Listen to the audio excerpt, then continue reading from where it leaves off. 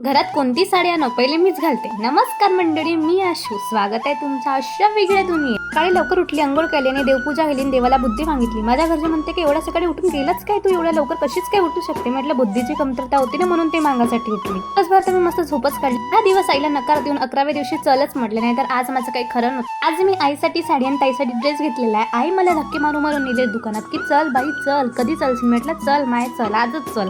तिला ड्रेस आवडलेले आहे. मी म्हटलं पूर्ण घालून तर दाखव यार कशी दिसत आहे तू. तिने घालून वगैरे दाखवले, मस्त ड्रेस आणलेले होते. आणि आईसाठी मी साडी आणलेली आहे. पहिले मीच घालून घेते कारण की मला अति उत्साह आहे कोणती साडी घालायची.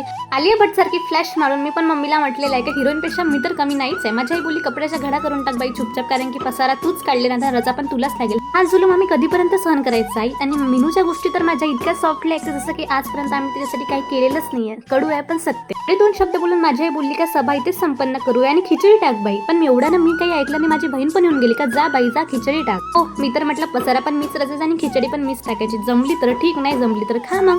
मी म्हटलं आता माझ्या हातची खिचडी खायची आहे तर खाऊ रे गरीब, म्हणून मी अशी पडत होती ना आजसाठी इतकं. चला भेट.